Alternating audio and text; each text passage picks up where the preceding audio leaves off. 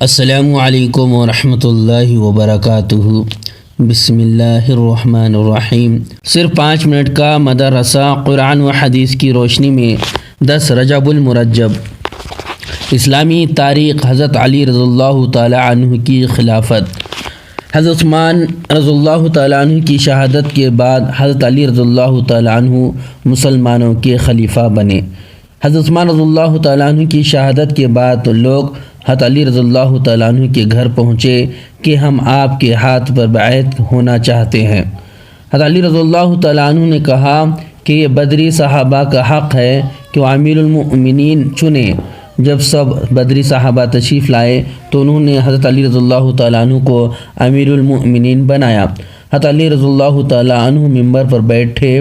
لوگوں نے حضرت علی رضی اللہ تعالیٰ عنہ کے ہاتھ پر 18 ذی الحجہ جمعہ کے دن بیعت کی۔ حضرت علی رضی اللہ تعالیٰ عنہ کے زمانے خلافت میں منافقین کی سازش سے مسلمان 2 گروہ میں تقسیم ہو گئے تھے، جس کی وجہ سے مسلمانوں کو کافی نقصان اٹھانا پڑا۔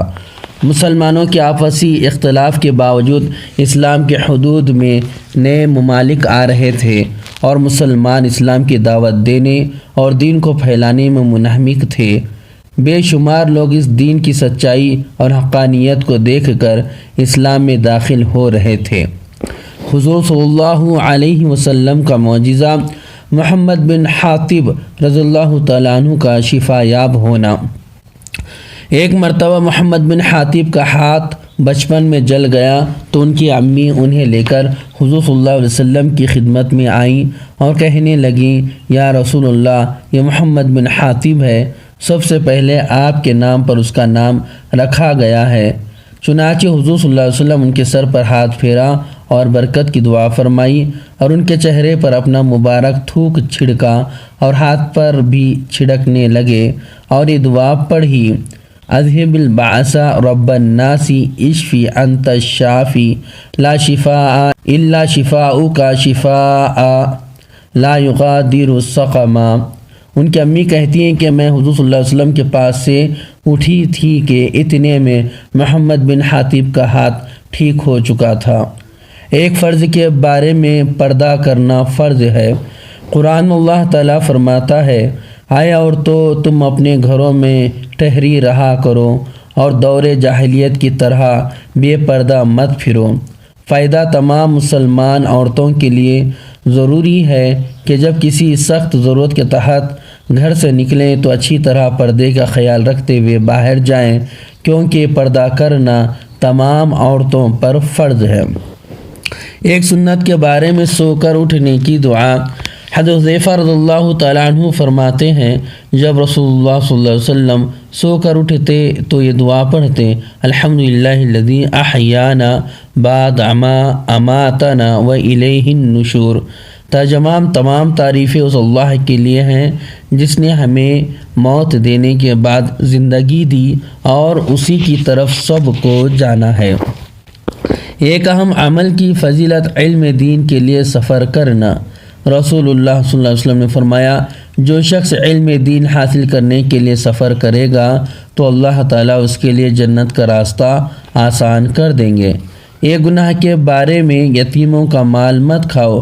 قرآن میں اللہ تعالیٰ فرماتا ہے، یتیموں کے مال ان کو دیتے رہا کرو اور پاک مال کو ناپاک مال سے نہ بدلو اور ان کا مال اپنے مالوں کے ساتھ ملا کر مت کھاؤ، ایسا کرنا یقیناً بہت بڑا گناہ ہے۔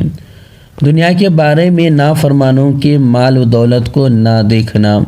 قرآن میں اللہ تعالیٰ فرماتا ہے، جو ہم نے مختلف کافروں کے گروہ کو آزمانے کے لیے مال و دولت دے رکھا ہے وہ دنیاوی زندگی کی رونق ہے، آپ ان چیزوں کی طرف نظر اٹھا کر مت دیکھیے۔